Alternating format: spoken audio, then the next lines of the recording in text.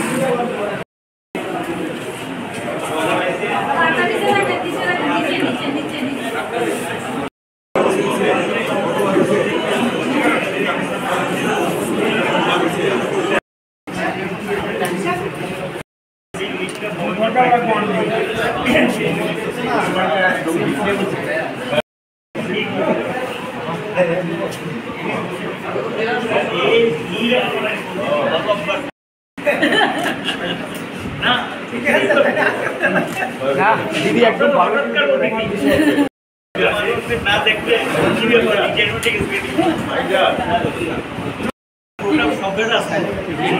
কত ধরনের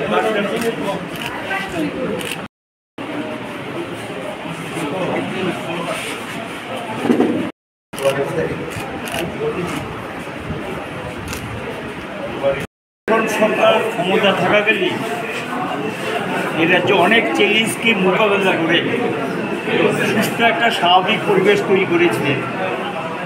বিশেষ করে আমি বলবো রেফারেন্সটা যেটা দিতে হয়, ত্রিপুরার যে জাতি উপজাতি ঐক্য নষ্ট করার জন্য প্রথম তৈরি করা হয় আগরতলা শহরে একটা বাড়ি থেকে ত্রিপুরা উপজাতি। এটার জন্ম কিন্তু ত্রিপুরার যে জিরানিয়া মহকুমা। আবার গণমুক্তি পরিষদের জন্ম কিন্তু এই জিরানিয়া মহকুমায়। এই যে সিপিএম পার্টিটা, এটার জন্ম কিন্তু জিরানিয়া মহকুমা। এই মহকুমাটার যে কোনো কারণে খুব গুরুত্বপূর্ণ এবং গণতান্ত্রিক আন্দোলনের একটা পীঠস্থান। এখানকার ঐক্য নষ্ট করার জন্য এটা 70-এর দশকের শুরু থেকে শুরু হয়, 80 দিকে একটা ধারণা কয়েকশো লোক সেখানে জীবন দেয় এবং হাজার হাজার বাড়িঘর করেছে। এই পরিস্থিতিকে মোকাবিলা করে সুস্থ স্বাভাবিক পরিবেশ ফিরিয়ে আনা হচ্ছে। এর মধ্যে অনেকগুলো ঘটনা আছে সময় সময় সরকারবাদীদের দ্বারা হত্যাকাণ্ড হয়েছে। 2000 সালে গিয়ে আমার আরেকটা মিনি রাইড, এটা এনআইটি মাধববাড়ি সহ সংলগ্ন এলাকায় 3 শতাধিক বাড়িঘর ছিল। এই পরিস্থিতি থেকেও মোকাবিলা করে 2005-এর পরে জিরানিয়া মহকুমার পরিবেশটা স্বাভাবিক ছিল। লক্ষ্য করে 2018 ভোটের আগে আইপিএফটি ওই রাজবাড়িরই এখান থেকে তৈরি করে এনসিডি তারা 11 দিনে ইয়ে করে সাহসী সাংবাদিক, শুধু সে একা না, বেশ কয়েকজন সাহসী সাংবাদিক যারা সেখানে সাহসের সঙ্গে সংবাদের সংগ্রহ করে জনগণের কাছে বিষয়টি তুলে ধরেছে।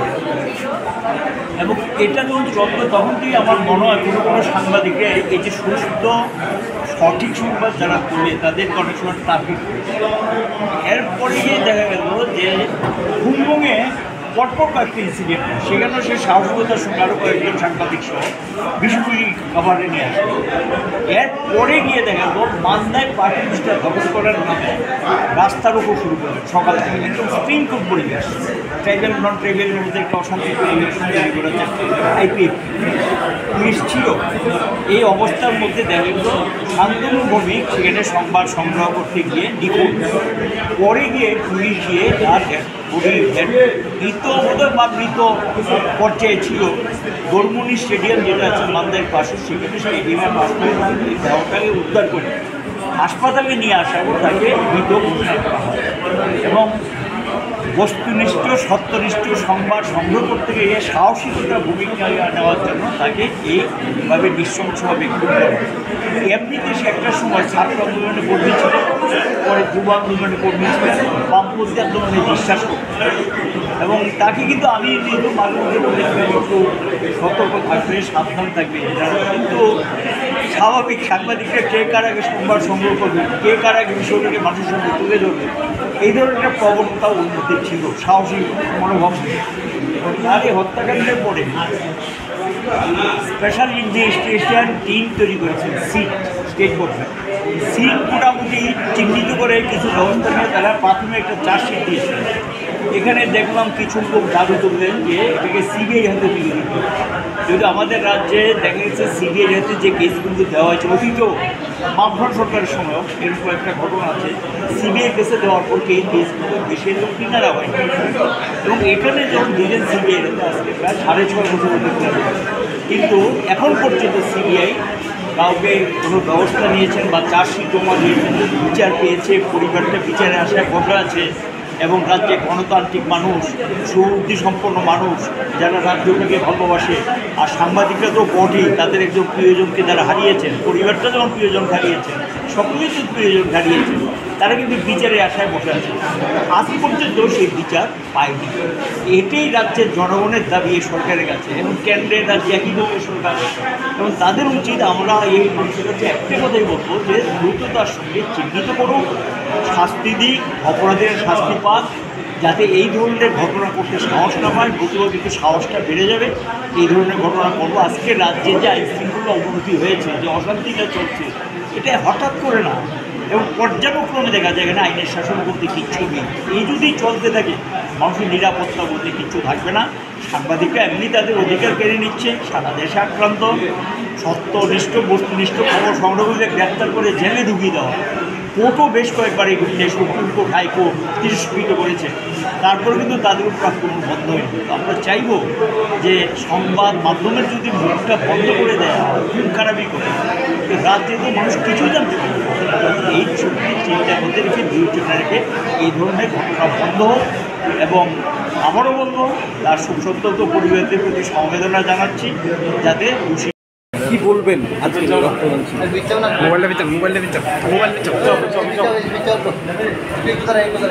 এই রক্তদান শিবির আয়োজন করা হয়েছে শহীদ শান্তনুর স্মৃতির প্রতি শ্রদ্ধা জানাবার জন্য। 2017 সালে মান্দাইতে 20 সেপ্টেম্বর সংবাদ সংগ্রহ করতে গিয়ে সে আক্রান্ত এবং খুন হয়। দিনরাত যে নিউজ চ্যানেল, তিনি সেই নিউজ চ্যানেলের সংবাদ প্রতিনিধি ছিলেন, এবং সমস্ত বিষয়টা দেখে আমাদের যা মনে হয়েছে এটা তাকে চিহ্নিত করে বাছাই করে আক্রমণ করে নৃশংসভাবে খুন করা হয়েছে। তার অপরাধ যে বড়মুড়ায় আইপিএফটির তরফ থেকে 11 দিনের বেশি জাতীয় সড়ক অবরোধ করা হয়েছিল, নানা রকম প্ররোচনা দেওয়ার চেষ্টা হয়েছিল এবং যারা এই আন্দোলনটা সংগঠিত করছিলেন তাদের লক্ষ্য ছিল ট্রাইবেল একটা দেহ চাই, মৃতদেহ চাই। কিন্তু বামফ্রন্ট সরকার অত্যন্ত সতর্কতার সাথে তাদের সমস্ত প্রবিবেচনাকে উপেক্ষা করে শেষ পর্যন্ত তাদেরকে বাধ্য করেছিল এই অবাস্তব যে দাবি নিয়ে তারা জাতীয় সড়ক অবরোধ করেছিলেন সেই অবরোধ প্রত্যাহার করে। এই যে 11 দিন যাবৎ জাতীয় সড়কে অবরোধের নামে যে আপনার উচ্ছৃঙ্খলতা সংঘটিত হয়েছে এবং আপনারা জানেন অনেকেই সেই সময় সাংবাদিকতার কাজের সাথে যুক্ত ছিলেন, উদুমগায়ে ন্যাংটা হয়ে পর্যন্ত আমাদের মায়েদের বোনদের সামনে তাদের তথাকথিত জঙ্গি সমর্থকেরা বেলেল্লাপনা সেখানে করেছে। সমস্ত কিছু দেশের মানুষের সামনে তুলে ধরবার ক্ষেত্রে শান্তনু দিনরাত চ্যানেলের পক্ষ থেকে অত্যন্ত সাহস নিয়ে কাজ করবার চেষ্টা করছিল। এটা যারা এই আন্দোলনটা সংগঠিত করেছিল তাদের কাছে একটা মানে বলা যায় সে চিহ্নিত হয়ে গিয়েছিলেন। তাদের এই বেলাল্লাপনা জনসমক্ষে তুলে দেওয়ার ক্ষেত্রে গুরুত্বপূর্ণ ভূমিকা গ্রহণ করেছিল। এরাই পরবর্তী সময়ে মান্দাইতে বন ডেকে উচ্ছৃঙ্খলতা তৈরি করছিল এবং এই খবর সংগ্রহ করতে গিয়ে তার বাড়ির জিরানিয়া সে সেখানে একেবারে সামনাসামনি দাঁড়িয়ে খবর সংগ্রহ করছে। সেই জায়গাতে তারা মনে করলেন যে হাতে পেয়ে গেছে, তাকে সেখান থেকে তুলে নিয়ে গেল জঙ্গলে একেবারে নৃশংসভাবে কুপিয়ে খুন করেছে। সেদিন সম্ভবত আমি সোনামুড়া ছিল, বদ্ধ দিনের পর সোনামুড়া থেকে ফেরার কথা আমি খবর পাই। শান্তনু বা এই সেই শান্তনু এগুলো সেই সময় বুঝবার মতো কোনো সুযোগ ছিল না। ফিরে আসার পরে সমস্ত তথ্য আমরা জানতে পারি। শান্তনু ছাত্র যুব আন্দোলনের কর্মী ছিল। জিরানিয়ায় তার বাড়ি, মা Tripura tribal areas autonomous district কাউন্সিলে কাজ করতেন। এখন ছোটো বোন বাইরে পড়াশোনা করতেন এবং এই অবস্থাতে পরিবার প্রতিপালনে মাকে সাহায্য করার পাশাপাশি জিরানিয়া ছোটো ছোটো বাচ্চাদের জন্য একটা স্কুল শান্তিনিকেতন নিয়ে গঠন করেছিল এবং তারই নেতৃত্বে এই স্কুলটা শান্তিনিকেতন পরিচালনা করছিল। দারুণ কাজ করছিল। এটা বলা যায় খুব মূল্যবান আমাদের সম্ভাবনাময় কর্মী ছিলেন, সংবাদ জগতের জন্য যেমন আমাদের রাজ্যের গণতান্ত্রিক আন্দোলনের জন্য। তার এই খুন তার পরিবারের জন্য নিঃসন্দেহে এটা অভাবনীয় ক্ষতি ত্রিপুরার গণতান্ত্রিক আন্দোলনের জন্যে এবং সাংবাদিকতার জগতের সাথে যারা যুক্ত তাদের সবার কাছে একটা বড় সড়ক। শান্তনুর স্মৃতির প্রতি গভীর শ্রদ্ধা নিবেদন করছে, তার মা বোন সহ পরিবার পরিজনদের প্রতি সমবেদনা জ্ঞাপন করছে। এখন এই খুন বা হত্যাকাণ্ডের যে ঘটনা, এটা আমাদের তৎকালীন সময়ের পুলিশ তারা প্রায় কিনারা করে ফেলেছে। দেখা গেল হঠাৎ করে মাঝখান থেকে দাবি উঠল সিবিআইকে দিয়ে এটা তদন্ত করতে হবে এবং শেষ পর্যন্ত এই দাবি নিয়ে আমাদের ত্রিপুরার কিছু সাংবাদিক বন্ধু রাষ্ট্রপতির কাছে পর্যন্ত দিয়েছিল। আমরা তো সিবিআই দাবি করলে পরে তার বিরোধিতা আমরা করতে যাবো। আমাদের সরকার পুলিশের তত্ত্বাবধানে তদন্তের কাজ অনেকটাই এগিয়ে গেছে। আমরা বলবার চেষ্টা করেছি যে এমন তো ঘটনা না যে পুলিশ ভূমিকা নিচ্ছে না বা তদন্ত মানে সম্পন্ন করার জন্য কার্যকরী উদ্যোগ নিচ্ছে, তারা তো এগিয়েছে। এটাকে মানতে পারি। আমরা এটাও বলবার চেষ্টা করেছি ত্রিপুরায় এর আগেও দেখা গেছে এরকম অভাবনীয় খুনের ঘটনা রাজ্য সরকারের পুলিশ যখন ভূমিকা নিয়ে কিনারা করার চেষ্টা করছে তখন সিবিআই বলে এটাকে বন্ধ করে দিয়ে সিবিআইয়ের হাতে এই মামলা তুলে দেওয়ার চেষ্টা করছে। আমাদের যে কংগ্রেস দলের বিধায়ক ছিলেন, তাকে খুন করা হয়েছে, সেটাও প্রায় কিনারা করার মতো জায়গায় দিয়ে গেছিল। হঠাৎ করে দেখা গেল এই শাসক দল কংগ্রেস দলের পক্ষ থেকে তখন বলা হলো যে না, এটা তো হবে না, সিবিআইকে দিয়ে তদন্ত হবে। সেই তদন্ত আজও শেষ হয়নি, মামলার কিন্তু কোনো কিনারা হয়। এবং এর পরবর্তী সময় আরেকজন সাংবাদিক, সেই পুলিশ যে আমাদের টিএসআরের ক্যাম্পের হেডকোয়ার্টারে কেন সে গেল, কীভাবে সে গেল, কে তাকে ডেকে নিয়ে গেল, এগুলো কিছুই আমরা জানতাম না। কিন্তু সেখানে তাকে বিভৎসভাবে গুলি চালিয়ে খুন করা হলো। এই সবগুলোই কিন্তু আমাদের পুলিশ কিনারা করার জায়গা নিয়ে গেছে। সমস্তগুলোর ক্ষেত্রে দেখা গেল ভোটের আগে এরা সব সিবিআইকে দিয়ে করতে হবে।